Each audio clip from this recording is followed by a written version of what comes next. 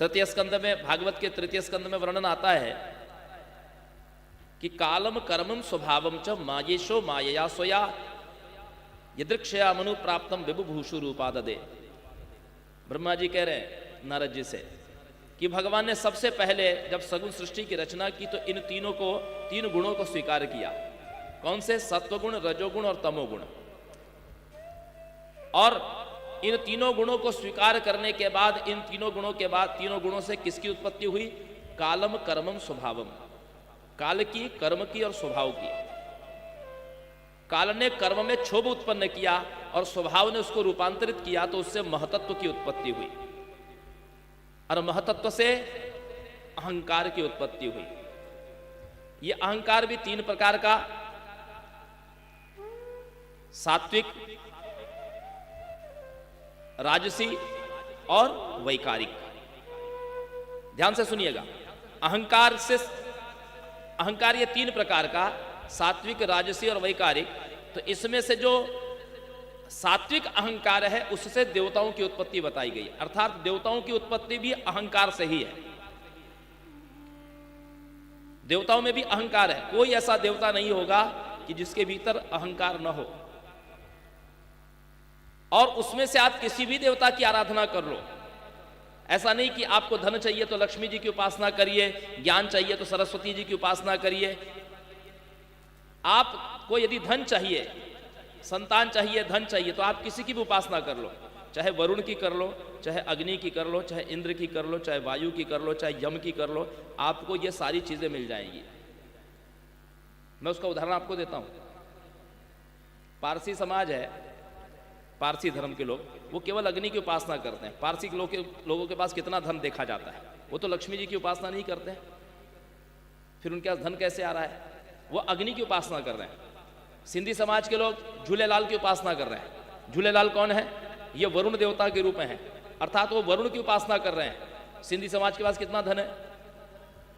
इसका अर्थ यह है कि आप किसी भी देवता की उपासना कर लोगे, कोई आवश्यक नहीं कि आप लक्ष्मी जी की उपासना करोगे, नारायण की उपासना करोगे तो ही धन मिलेगा। और अहंकार के स्वामी शिव जी हैं, इसलिए समस्त देवताओं के स्वामी शिव जी हुए। और इसी कारण शिव जी के जो उपासक होते हैं वो धनाढ्य देखे जाते हैं। फिर भगवान निर्गुण है, श्रीहरि निर्गुण है, और वे अपने भक्त को अपने जैसा बनाते हैं। ऐसा नहीं कि भगवान विष्णु के सारे भक्त भिखारी ही होंगे, ऐसा नहीं है। भगवान उनको धन भी देते हैं। भगवान नहीं देते धन, भगवान कभी भी अपने भक्तों को धन नहीं देते हैं। लेकिन लक्ष्मी जी जो उनकी सेवा करने वाली है, जो नारायण की सेवा करता है सच्चे मन से, लक्ष्मी जी उसको धन देती है।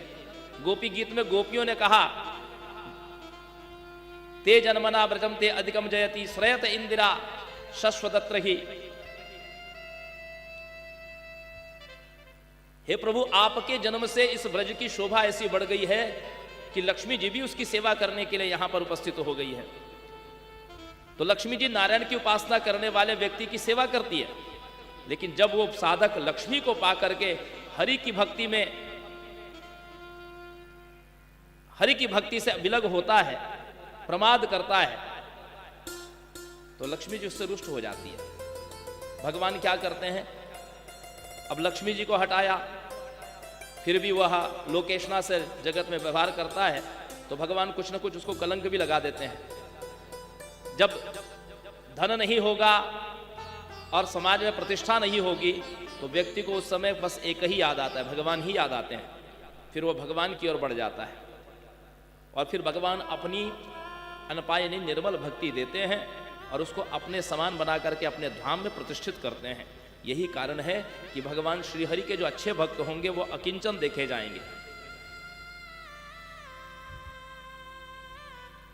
मेरी बात को आप थोड़ा सा समझिएगा। हम आपकी एक सबसे बड़ी समस्या क्या है जानते हैं? हम आप उसी को संत, बड़ा संत समझते हैं जो बहुत विख्यात है, जिसके बहुत बड़े आश्रम हो, जिसके बहुत सारे हजारों चेले हों, जिसके पास में बहुत सारी गाड़ियां हों, जिसके पास में बहुत सारी उपाधियां हों, जिसके टेलीविजन में प्रोग्राम चलते हों। हमारी दृष्टि में वो सबसे बड़ा संत होता है। लेकिन ये सारे जितनी भी ये लोकेशना वाली जितनी चीज़ें आप देखते हैं ये संत पर परिभाषित नहीं होती। मैं ऐसा नहीं कह रहा हूं कि टेलीविजन में जितने आते होंगे सब ढोंगी हैं, ऐसा तो नहीं कह रहा मैं, लेकिन जिसके भीतर लोकेशना है वो संत नहीं हो सकता। संत तो छिप करके सेवा करते हैं, वो सेवा कर रहे हैं इस बात का जगत को ज्ञान नहीं होता। संत कभी किसी से याचना नहीं करते। संत का ऐसा नहीं होगा कि टेलीविजन में प्रोग्राम चल रहा है और नीचे क्यूआर कोड आएगा, आप जो भी दान देना चाहते हैं अमुक बैंक खाते में, ये संत के लक्षण नहीं हो सकते। वो सेवा के लिए करते होंगे, संस्था करती होगी, समिति करती होगी, वो विषय अलग है, लेकिन संत का आग्रह ये नहीं हो सकता।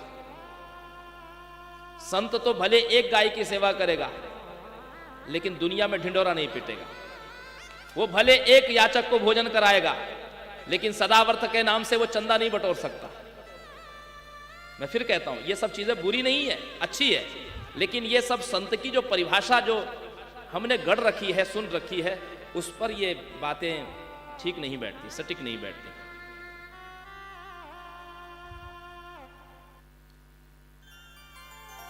इसीलिए भगवान श्रीहरि के भक्त अकिंचन देखे जाते हैं। और यही बात शिव जी कहते हैं कि तपसी यो निरता मुनयो मला तब विहाय पदाम्बुज पूजनम जननी ते विधि न किल वंचिता परिभवो विभवे परिकल्पिता। जो लोग देवताओं की उपासना कर रहे हैं, तपसी ये निरता मुनयो मला, चलो ठीक है, फिर भी देवताओं की आप पूजा कर रहे हैं तो अच्छी बात है, क्योंकि भगवान कहते हैं कि सर्ववेदमयो विप्रः सर्वदेवमयो अहम, मेरा विग्रह जो है सर्वदेवमय है। और वेदों ने भी वेद स्तुति में कहा है कि प्रभु जैसे सोने के स्वर्ण के अलग अलग आभूषण हो, अलग अलग उनके नाम उपाधि हो, फिर भी सब में मूल रूप से स्वर्ण तो है ही, धातु तो वही है। इसी प्रकार किसी भी देवता की उपासना करिए, किसी भी देवता को प्रणाम करिए। आकाशात पतितम तोयम यथा गच्छति सागर सर्वदेव नमस्कारम केशवम प्रति गच्छति। किसी भी देवता को आप प्रणाम करिए तो प्रणाम भगवान को ही हो जाता है, क्योंकि सर्वदेवमयो अहम, मेरा जो विग्रह है वह सर्वदेवमय है।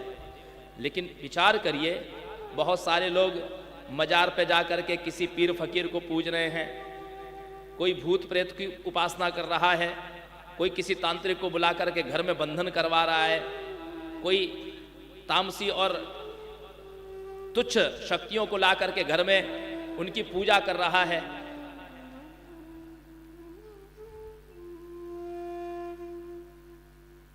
मैंने कई ऐसे घर देखे हैं जिनके यहां पर वो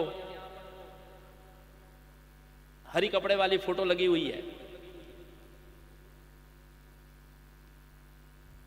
उनके नागपुर में भी बड़े बड़े उनके स्थान बने हुए हैं।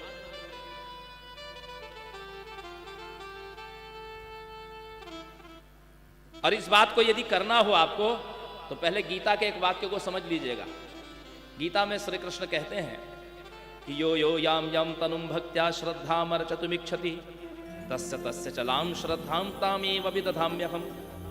आप किसी की भी उपासना करते हो, भगवान कहते हैं मूल में मैं रहता हूं और मैं उस देवता को माध्यम बना करके आपके मनोरथ की पूर्ति करता हूं। जैसे हमारे भारतवर्ष में बहुत सारे ऐसे भी धर्मानुरागी लोग हैं जो अपने गुरुजी की बड़ी श्रद्धा करते हैं।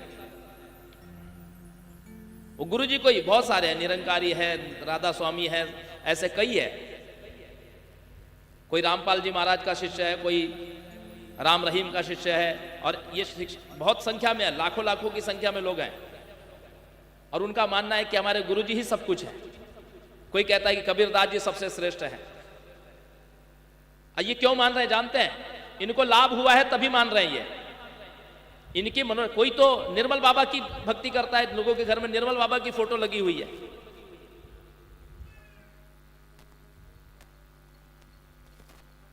हमारा किससे विरोध नहीं है, हम तो केवल इतनी बात कह रहे हैं आपसे, गीता में जो कहा है भगवान ने, भगवान कहते हैं मैं ही उस व्यक्ति को या उस देवता को निमित्त बना करके आपके मनोरथ की सिद्धि करता हूं। तो फिर समस्या कहाँ है? समस्या ये है कि अंतवत्तु फलम तेषां भवत्यत्यल्पमेधसां देवान् देवाय जो यान्ति मद्भक्त्या यान्ति मामपि। भगवान कहते हैं अंत में जब शरीर छूटता है तो जिसने जीवन भर जिसकी भक्ति की है वो उसी को प्राप्त होगा और मेरा भक्त मुझे प्राप्त होगा। जो मेरा भक्त होगा वो मुझे प्राप्त होगा। सज्जनों माताओं, पुराणों को अच्छे से समझिएगा, पढ़िएगा। ब्रह्मलोक में जाने के बाद आपका फिर से जन्म होगा, पुनरावृत्ति होगी। शिवलोक में भी आप शिव जी की भक्ति करने के बाद हो सकता है कि हजारों कल्प पर्यंत तक आप शिवलोक में रहे, लेकिन वहां से भी आपकी पुनरावृत्ति होगी। वैकुंठ में जाने के बाद में भी फिर आपकी पुनरावृत्ति हो सकती है। एकमात्र शाश्वत धाम मणिद्वीप धाम है जहां से फिर जीवात्मा मुक्त हो जाती है। क्योंकि हमने निवेदन किया था मणिद्वीप धाम में मां के 4 मंडप है, श्रृंगार मंडप, ज्ञान मंडप, एकांत मंडप और मुक्ति मंडप। तो भगवती की दिनचर्या में जब भगवती मुक्ति मंडप में जाती हैं तो समस्त जीवात्माओं को मुक्त कर देती है। और यही बात का दर्शन जब शिव जी ने किया है तो शिव जी कहते हैं कि हे मां, जो लोग अन्य देवताओं की उपासना करते हैं अर्थात हम तीनों की भी जो उपासना करते हैं वो तो ब्रह्मा के द्वारा ठगे गए जीव हैं। क्योंकि तब विहाय पदाम्बुज पूजनम, वे सब आपके चरण कमलों की पूजा छोड़ करके हमारी पूजा कर रहे हैं, वो तो ठगे गए लोग हैं, ठगे हुए लोग हैं। जननीते विधिना किल वंचिता,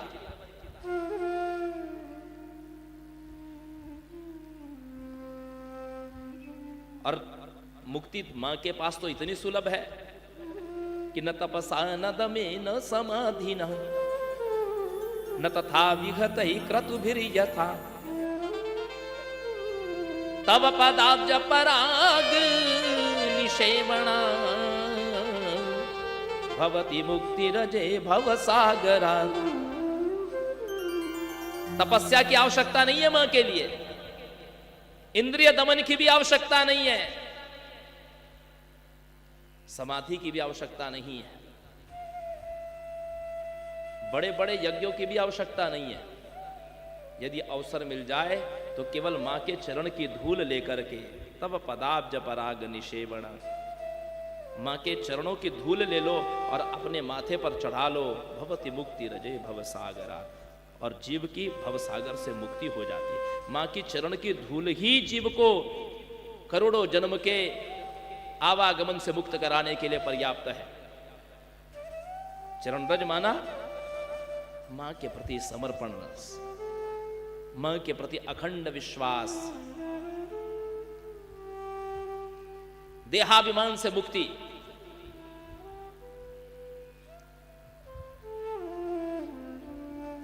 शिव जी कहते हैं कुरु दया दयसे यदि देवी माम कथय मंत्र मना विलमद्भुतम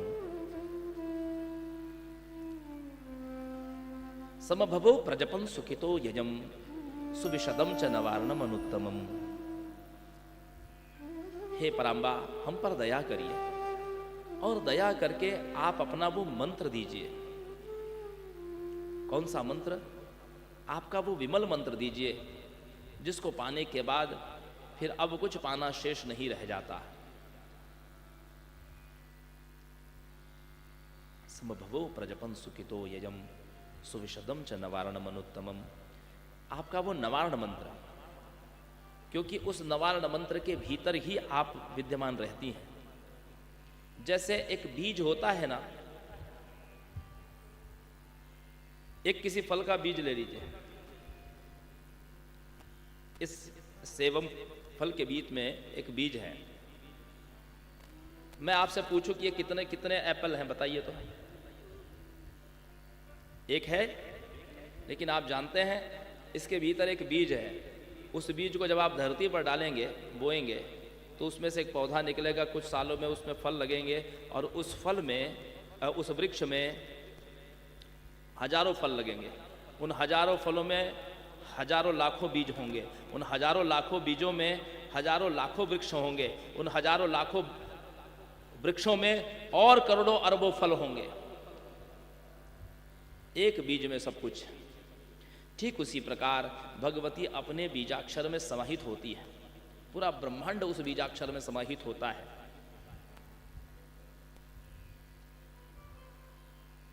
मंत्र को केवल मंत्र नहीं समझा जाए, मंत्र अक्षर ब्रह्म होता है, अक्षर ब्रह्म और शब्द ब्रह्म।